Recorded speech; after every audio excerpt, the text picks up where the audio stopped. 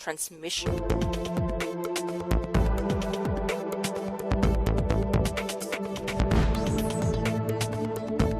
Using any social media, then you will find all of this.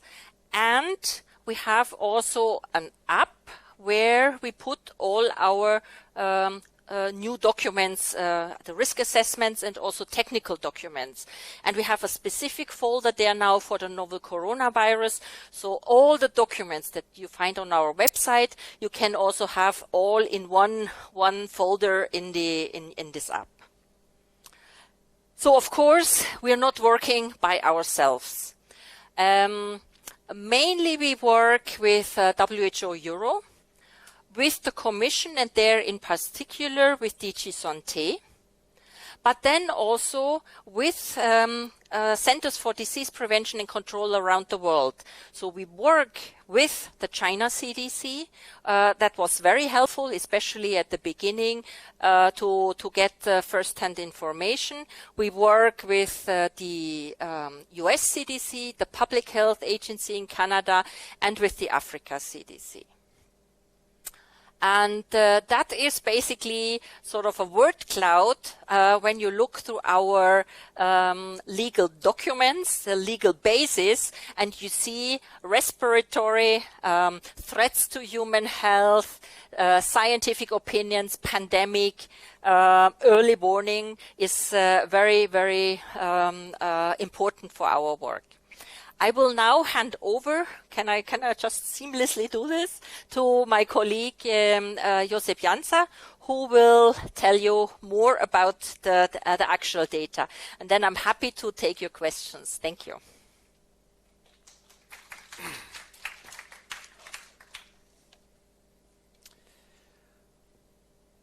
So thank you, Andrea. Thank you, all of you. So I will just give a short overview of what data do we have available now, because you know this is a very dynamic situation and we have data is coming every day. So as you see, and as everybody knows, because this is in all media and everywhere, so most of cases still are in China. They started in a province in Wuhan, in the east part, and then spread out to almost all provinces in China. So the virus was to some extent starting slowly. It's now data say that it was in the beginning or mid of December, and then it continued at the beginning of January with limited spread and then spread out in China. One of the things that were discussed at that stage is the contention measures that the country was putting in place were too big, too small, too strict, whatever was discussed. Now, what is true, whatever the measures are effective or not, it continues the same picture. So most of cases are where they started and they continue to be there. This is the distribution. That's what we call the epidemic curve. So we count how many cases are distributed per day, and then are being reported, and we count the evolution. This peak that you see here, it's something that it happens from time to time, is when you call one thing in one way, what we call case definition, and up to a sudden, because there are so many cases that it doesn't worthwhile to start confirming by laboratory all the cases, you say, okay, all those that have clinical symptoms are considered cases, and we continue. So that's why this change of definition makes this big peak in this graph. But as you can see, it continues like that. It's still early to say if the cases are going down. The last report that was published by the Chinese authorities in China CDC, our brother in China, is saying that the peak was reached there and now is slowly going down, which doesn't mean that there can be a second wave. So this is the wave where we are in. It seems that it's going down, but let's see, we have to be cautious. So many times when you listen or you hear to some of us talking about that, there are many things that we don't say, but it's because of, it's better not to say things that we are not sure. It's better to say what we know so far than to speculate and give other informations. In Europe, the situation is quite contained. As you know, there are 44 cases now, so it's a limited number of cases, or 40, it continues, sorry, 45. Yes. So that the figures now are evolving. All cases in Europe have a relation with Wuhan, the place where there was the initial outbreak, even though some cases have been transmitted within Europe, but this is quite easy. So in terms of better understanding, and that has been said in many different fora, even if the virus is very similar to the ones that the director mentioned before that can produce severe diseases, in terms of transmission and in terms of severity, this behaves more like the influenza in terms of number of cases, in terms of spread of blood. It's not like it is this, but it behaves more like that. This is the cases that have been reported in different EU-EA countries. And in EU-EA, we still, because we have a little number of cases, we still confirm those cases by laboratory. So it's not just symptoms or clinical, like in China, where they have thousands of cases. And here we can still afford confirming all the single cases. And this is what also the director mentioned before, what we are doing in what we call the containment phase. In the containment phase, what we are trying is to avoid that this epidemic spreads out. We contain. If the case where there are more cases, we will move to this other scenario that it's supporting hospitals, supporting primary healthcare systems, that it's more what it happens when we are in the mitigation phase. And that's something that we produce on a regular basis. So we, as ECDC, we make the risk assessment. What is the kind of risk that we can say and how we do that? So we do that considering the likelihood of something to happen and the impact if that happens. The result of that very simple formula gives us an understanding on how can we estimate the risk. And currently, this assessment based in those factors is that the infection for Europe, EU, EA, UK is low. How can we say that? So we know that the epidemic started end of December, if that was reported by January. So far, we have these 45 cases. All of them have contact with the original place, so the likelihood is low, and that makes that the formula brings us to the low. And it's based on those factors. So all cases reported have clearly established, as I mentioned, links with epidemiological links. And then the probability of transmission in the EU is considered very low. No? That you have been transmitted is very low, even less than low. However, if the impact of one or more infections is resulting in sustained transmission means that I'm infected, I transmit to one person, that person transmits to another one, and the chain continues. This is sustained transmission. Another thing is limited transmission. I contagious you, you contagious another, and stops. It doesn't continue. Even if they are local transmission, they are limited. This is the difference between limited and sustained. Then, in case there was sustained transmission, then the risk would be moderate to high, considering that the impact in people that is elderly people and with comorbidities will be very high. So will be high. So this is why we consider the risk it change because of that sector of population. It's what was mentioned before again, that even if the disease is mild in general terms, for some particular groups of population, it can be more severe, and this is why we consider that. Thank you very much, and I think I pass the floor now to the Director of Folkhälsomyndigheten. Thank you.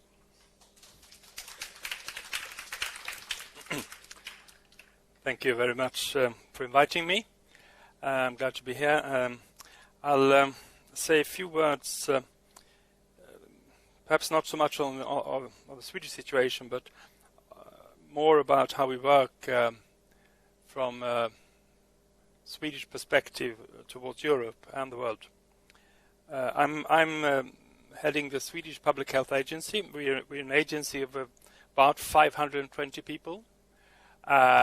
With an overarching responsibility for health, not only communicable diseases. We're doing all kinds of health issues including alcohol, tobacco, environmental health, etc. But of course, a lot of the work we're doing is focused on communicable diseases, and in that part, the agency stems back from opened up in 1909. So we have a long tradition of this in this country. And I think I'm proud to say that we have been rather successful over the years to prevent major outbreaks in this country.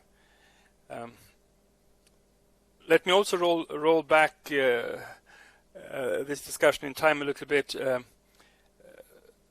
say why do we see the European agency, the ECDC, as an interesting major partner for us?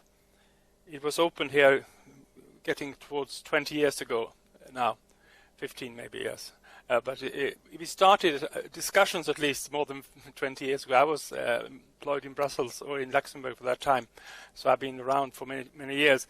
And the idea is to have in place an agency, a technical, scientific agency helping out all the member states and European Union to assess, treat, act against communicable diseases. And that's what's happening. It's not mainly an agency that's coming to us when it's an outbreak. We have an everyday cooperation with the ECDC in all fields. HIV, vaccine preventable diseases, antimicrobial resistance. And that's the basis of the trust between member states and the agency. Because you can't just jump in a situation like this unless you have a long-standing cooperation between various partners, which is, I think it's important to say. When it comes to the coronavirus, I'll refrain from showing you a lot of slides that will be more or less the same. Of course, we were also alerted when it came, and all member states started their operations more or less at the same time, of course. We have also a crisis unit working with this since the start, and we are, apart from what we're doing at home, and I'll say a few words on that, cooperating with the ECDC, of course, with other member states bilaterally, mainly in the Nordic area, where we have a lot of contacts, and primarily, of course, the WHO, especially after the WHO declared this a major event of public concern. We need to operate very closely according to the legislation, according to international health legislation with the WHO. This ECDC is, I would say, very much of a tool for us to assess the situation together in Europe. In this particular outbreak, of course, Europe is not affected in the first round, but as we heard, there are concerns. There have always been concerns when an outbreak like this appears, something that we're getting a spread. And our role is, firstly, medical intelligence, to try to find out what's going on. And that's, of course, one of the major cooperative parts with the ECDC and the WHO. How do they assess, how do we assess the situation abroad and outside Europe? The second will be surveillance, and the Swedish system is very strong, I like to say that. We have a very well-developed system for communicable diseases in this country with the local authorities in 21 counties, good staffing, good knowledge, good laboratory facilities, and coordination done at the Public Health Agency. We are seeing the local authorities twice a week, discussing the outbreak, discussing what should be done, how we see the situation, etc. We also discussing measures, information to hospitals, information to healthcare workers, information to the public, of course. And we have an FAQ running from more or less day one, and we had in the first week 700,000 downloads in our FAQ, which is a lot, of course, and a lot of people also contacting us by telephone and through other mail and other media. But the FAQ has been very successful, and of course we're trying to incorporate what the ECDC advises to do, what the WHO is doing, and our own assessment of that. Because we need to realize that everything needs to be put in the context of all single member states. We cannot have a common information site there, because the legislation is different. The role of the national agencies vary a lot. I would like to say in Sweden we are very much basing our communicable disease work on trust and confidence. We try to avoid measures that will be sort of seen as overreacting on areas. And we've been very successful in doing that. Let me give an example. The vaccination programs, for example, have since 50, 60 have been voluntary in this country. We still have a 97, 98% coverage rate.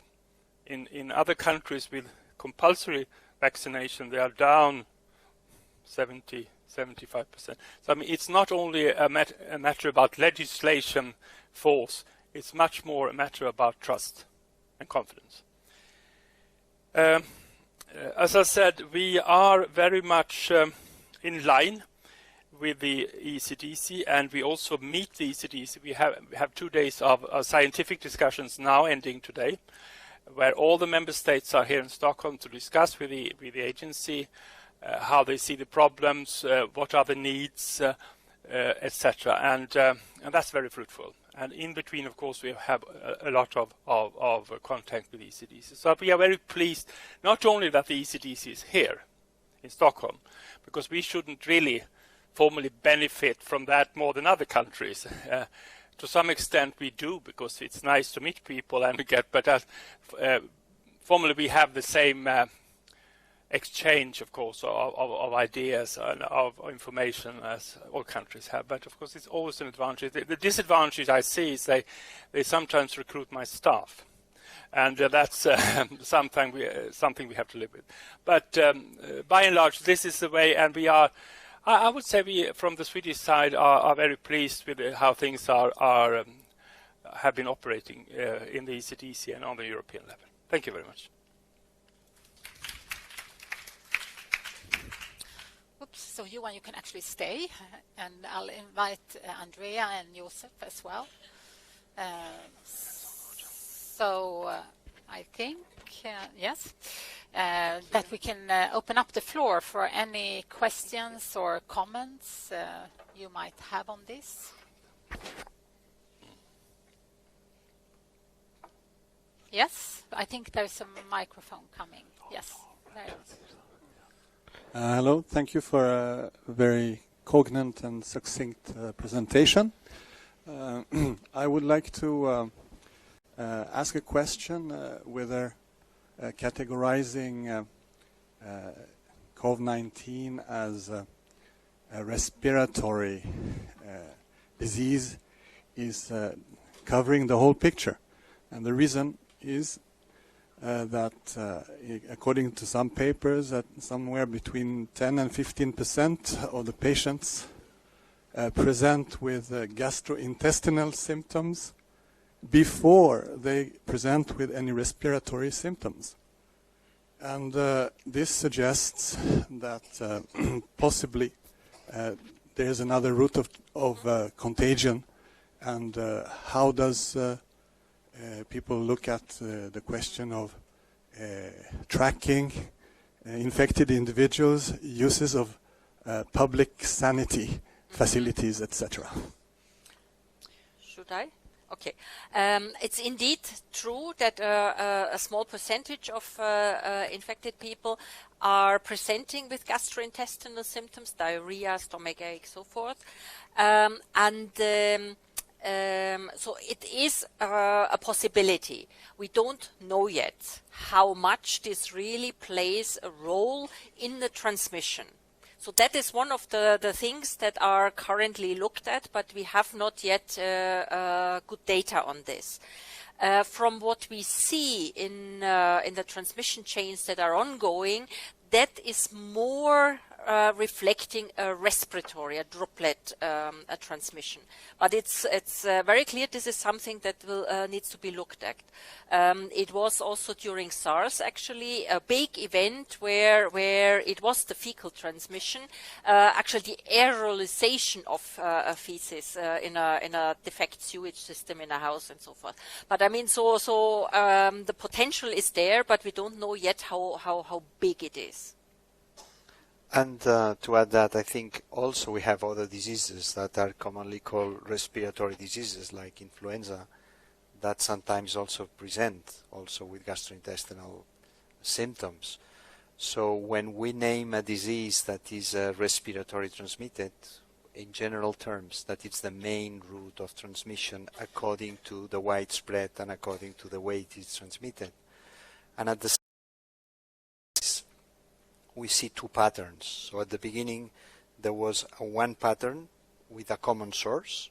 That was the way that it's expected when it's mentioned to be the animal contact to person.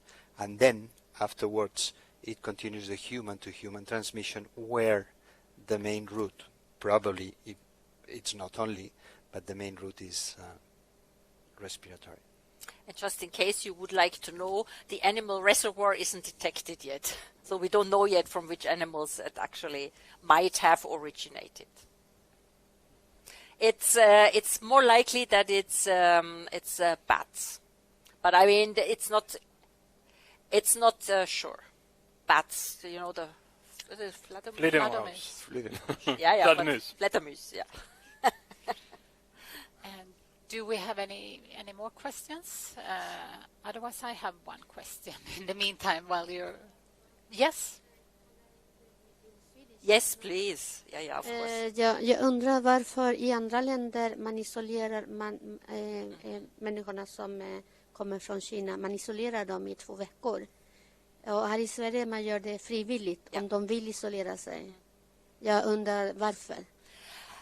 So, there are different possibilities how you can prevent the spread that's from one person. One is that you say, well, stay at home. Others say, well, we want these people to be in the hospitals, really isolated.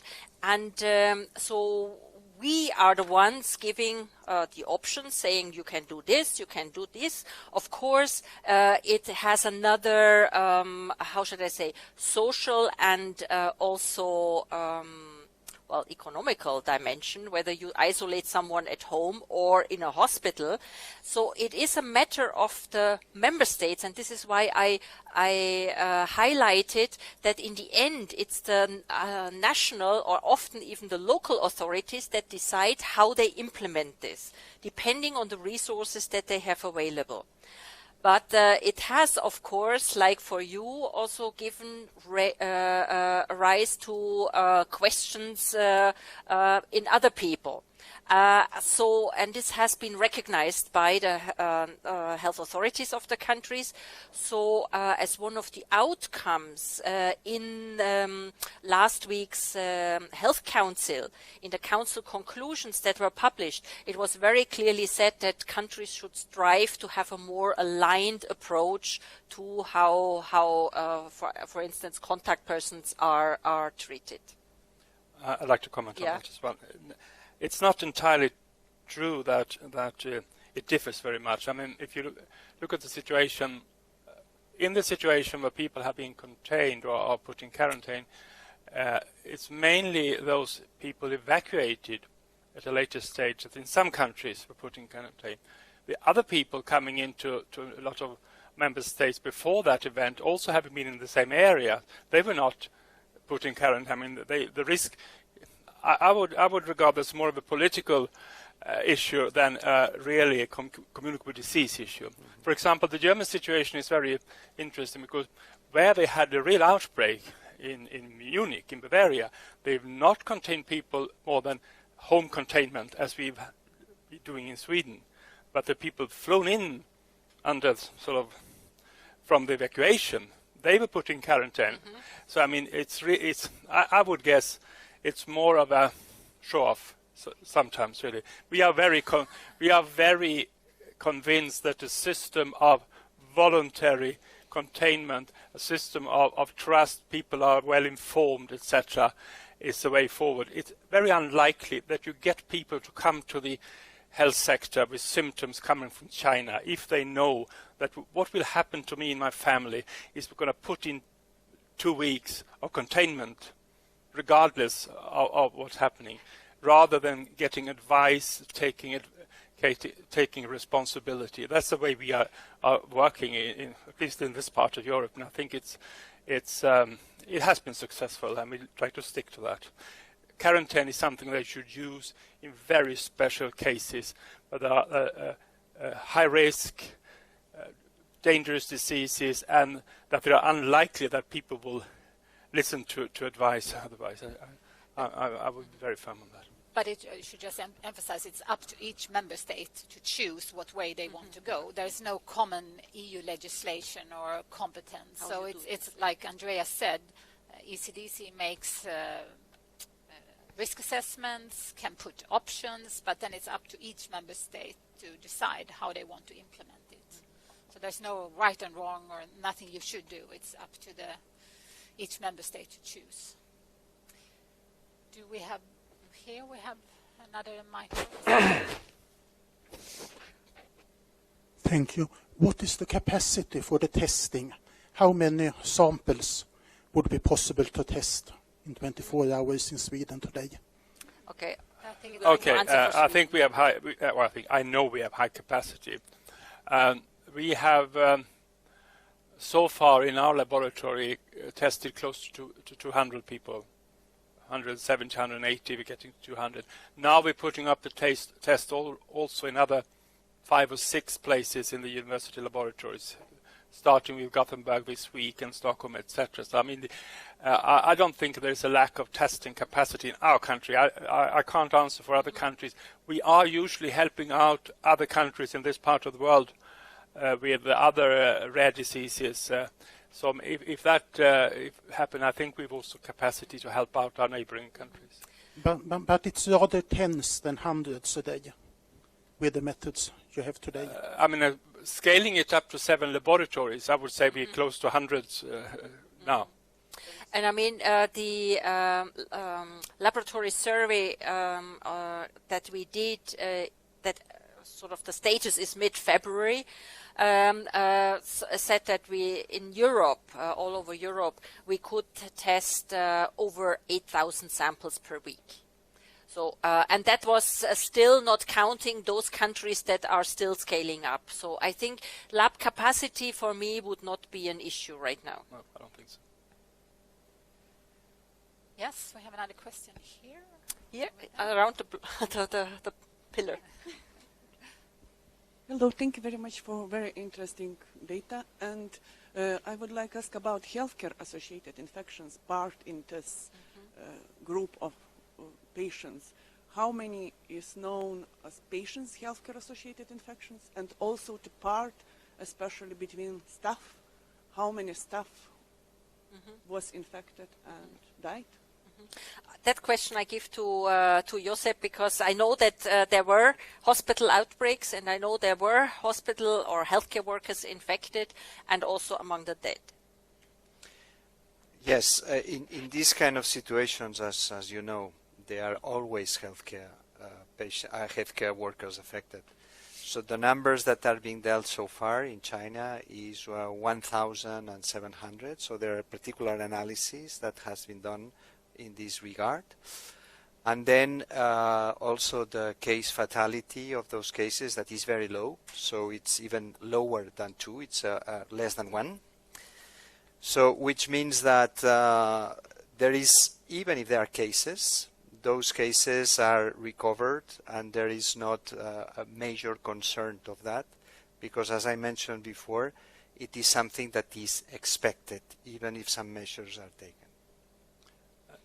Question: I assume some of those cases also occurred before the outbreak was really not known. I mean, some of the patients were treated as normal I mean, we respiratory are infection. looking right now at the information that we have is the first 6 weeks of this outbreak. So, of course, that is what we have to take into account. And among the European cases, there was only one practitioner, general practitioner, who was treating two of the imported cases in France who got infected, but very mildly also. So another question here, on the third row.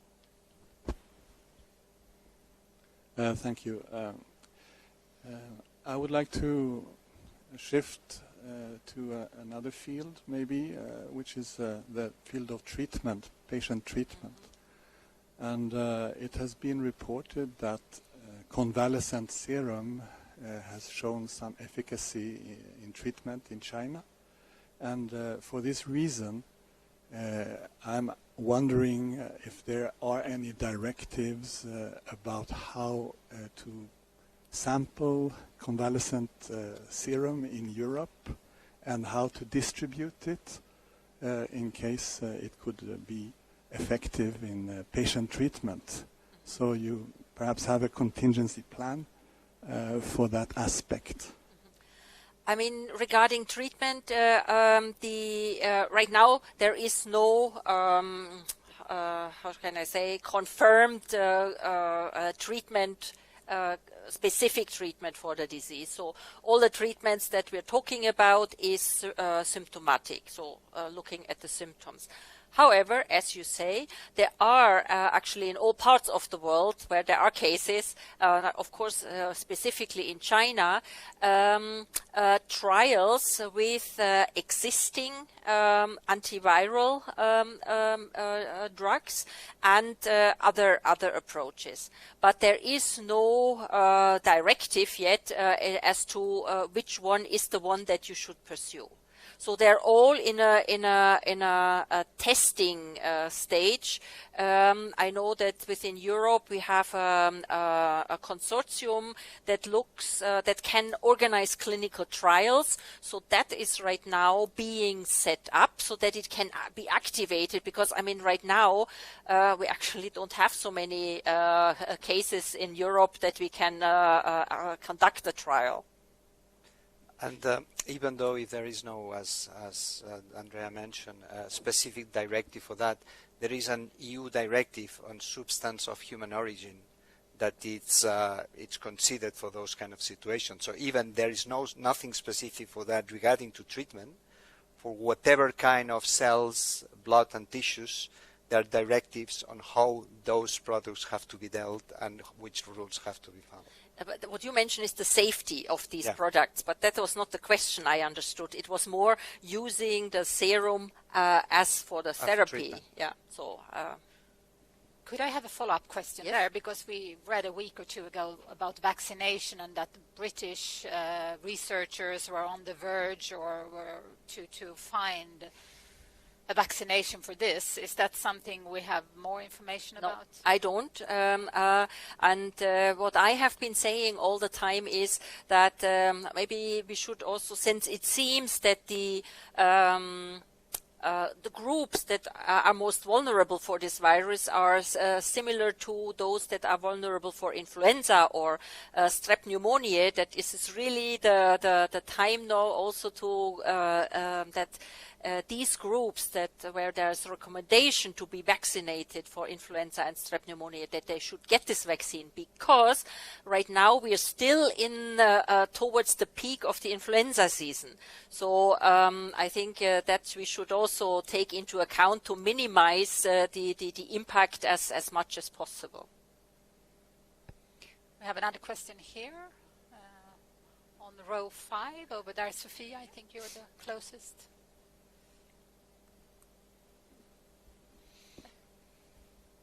Hi. I was wondering about the reports on infections. We've seen one case in Africa, none in South America, none in Central America. Is that because they have not routines for testing, or is it because there has been no cases, or is it because they have no routines for communicating cases that are found. I have to admit I can't give a reply regarding South America. But we have asked, as I said, we have a collaboration with the Africa CDC. So we have liaised with them, and they are actually now rolling out the testing capacity. However, there are also, especially in those countries and cities where they have direct flights to China, they are screening the incoming passengers. So that is what is in place. If there are any, whether this is sufficient to detect all the cases, I am not so sure. But that is what they are working towards right now.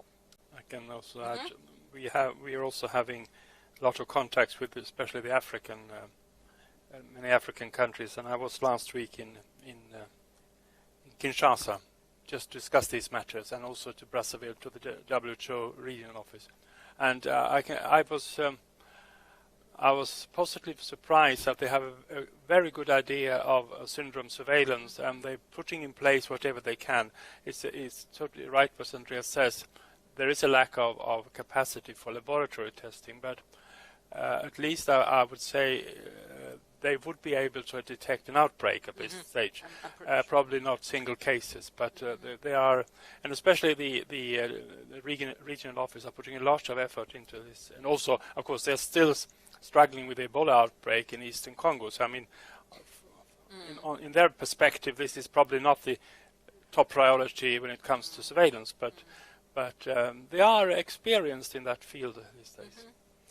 And it's true also that some measures that were put in place, what we call preparedness measures, how you are prepared to deal with in some countries that were surrounding the Democratic Republic of Congo, where there was the outbreak of Ebola, can be used to some extent to implement preparedness plans for this disease. Yes. Do we have any more questions? Yes? I was wondering, what is the capacity in Sweden of detecting an outbreak that goes under the radar if someone comes in and is not detected? And how fast would that be possible? I think that's for you, Anne. Yeah. I would say the capacities in this country for detecting outbreaks and detecting spread of diseases is high. And we have a very tight system when it comes to children's health, when it comes to communicable disease surveillance, etc. So I'm not.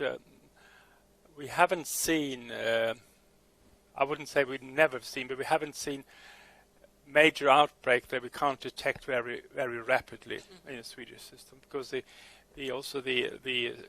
medical intelligence system and all the cooperation between the various levels is very tight. So I would be very confident that if we have something spreading, it wouldn't go under the radar very long. I have a question to Andrea, because you mentioned normal, so to say, winter flu that we have vaccination against. What is the difference? Can you make a comparison between the coronavirus and the normal winter flu, so to say? I don't know if it's possible yet. Maybe it's too early, but to just get a feeling. I mean, as you say, it is too early, because I think we should wait now at least until the end of the season, when we can really make difference. But I mean, although it's not in the media, but there are thousands of Europeans that die every winter of Europe. Thousands. Of the normal winter Of the flu. normal winter flu. flu. Yeah. Yes. So, and that is not an extent that we are seeing for neither in China, actually, for this outbreak, and definitely not here, because we have so far one person that has died among the European cases, and that was a tourist from China, actually, that was already quite advanced in age. I think one of the problems with an outbreak like this is it's something new. I mean, this is always that scares people.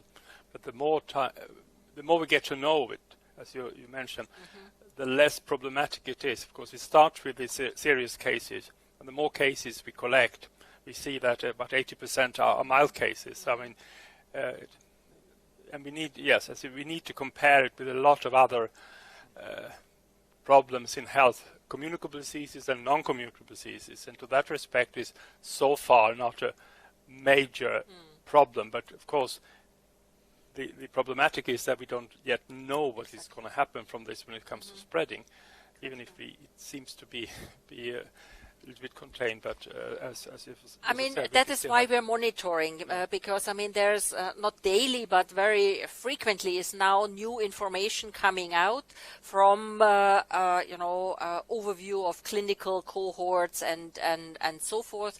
And we're always taking this into account and see whether there is a need to review our risk assessment and whether there is any new information that we can give out. For instance, if we get more information that this is the fecal oral route is an important part that has to be taken into account, then of course also the preventive measures have to be adapted. And that is what we're currently doing. We are really having a sort of a kind of a science watch where we look through the scientific publications and try to see whether anything in there would make us change our assessments.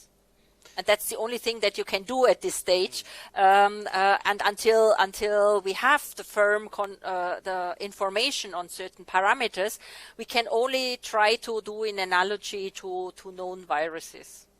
And we also need to be quite proactive in communicating also, because as you know, in these kind of situations, like Johan mentioned, when there is something new, there is always these conspiracy theories that come here and there, and then try to look some hypotheses that no one has tested, no one has identified.